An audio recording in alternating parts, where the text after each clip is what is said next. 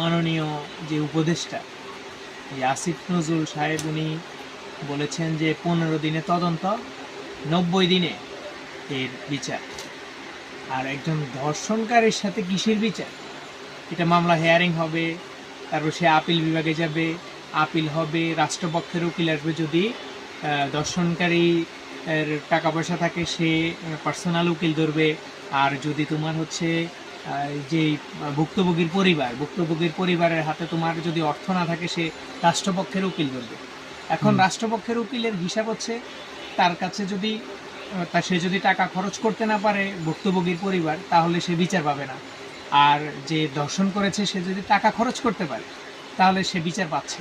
সে ন্যায় বিচারকে উল্টে দিয়ে সে বের হয়ে আবার সেই কর্মকাণ্ড করছে। এর দ্বারায় সে আরও যে যাদের মাথায় এসব চিন্তাধারা ঘুরছে যে তারা এরকম দর্শন করার চিন্তা ভাবনা মাথায় আসে, তারাও আরও সাহস পাচ্ছে যে না, আসলে আমাদের দর্শন করলে তো কোনো বিচারই হয় না, আমরা কয়দিন পরে তো জেল খেটে চলেই আসবো।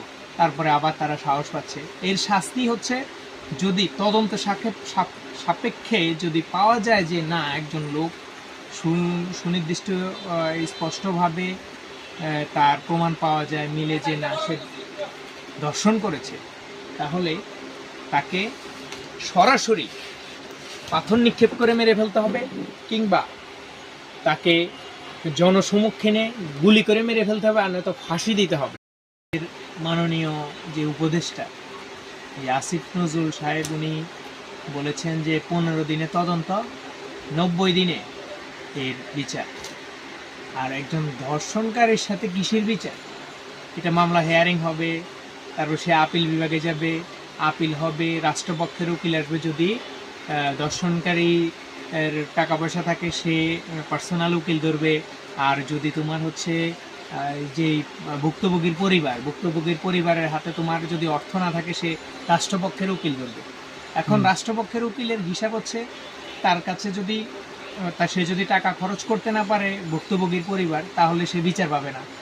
আর যে দর্শন করেছে সে যদি টাকা খরচ করতে পারে তাহলে সে বিচার পাচ্ছে। সে ন্যায় বিচারকে উল্টে দিয়ে সে বের হয়ে আবার সেই কর্মকাণ্ড করছে।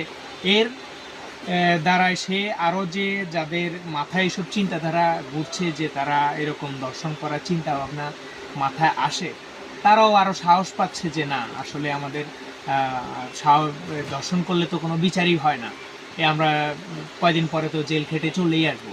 তারপরে আবার তারা সাহস পাচ্ছে। এর শাস্তি হচ্ছে যদি তদন্ত সাপেক্ষে যদি পাওয়া যায়